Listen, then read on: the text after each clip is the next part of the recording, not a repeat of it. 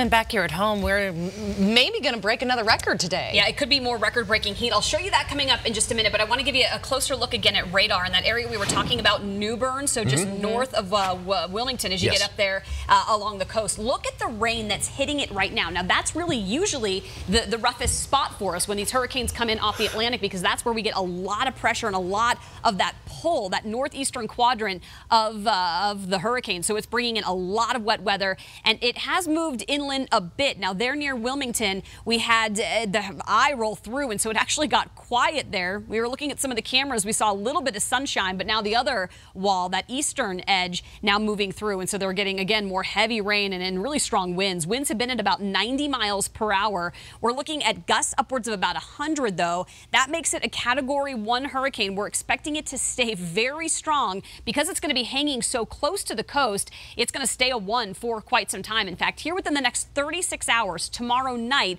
we'll be looking a little closer to Myrtle Beach and just north of there for some of the heavier rain. So that northeastern corner there of South Carolina next to be one of the rough spots. Watch this, the track of this over the next couple of days. In fact, by the middle of next week, we're still going to be talking about this storm. It will obviously be downgraded to a tropical depression and then an area of low pressure, but it's going to bring some wet weather up to the northeast as you get a little closer to New York. Obviously, a lot to watch. We've got temperatures here that are like yesterday, well above normal, low to mid 90s by about 4 o'clock. It's a lot like what we saw yesterday. Record high today is 92. We tied the record yesterday. We're going to get pretty close to it again today. We're likely going to beat it. And in fact, we're looking at 90s through the weekend.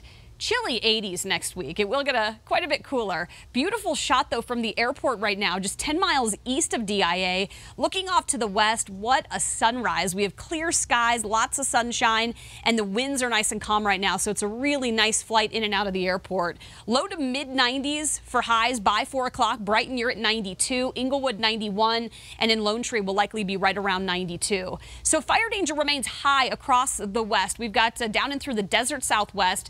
And then a couple of counties still here across northwestern Colorado under a fire weather warning this afternoon. The wind's still a little bit gusty, relative humidity down below 10%, and obviously highs well above normal.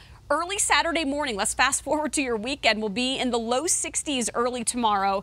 We'll get to, again, right around 80 degrees by 12 o'clock, and then our highs near 90, much of the same through the weekend. Upper 80s to low 90s on Sunday for the Broncos game. It's great weather, though, for tailgating, and right around sunset is when things are just perfect now with those temperatures dropping into the low 80s. Next week, speaking of low 80s, that'll be our high for the day come Tuesday, Wednesday, Thursday, so it is a little cooler, but summer's going out with a bang, isn't it? It's like, no, still summer.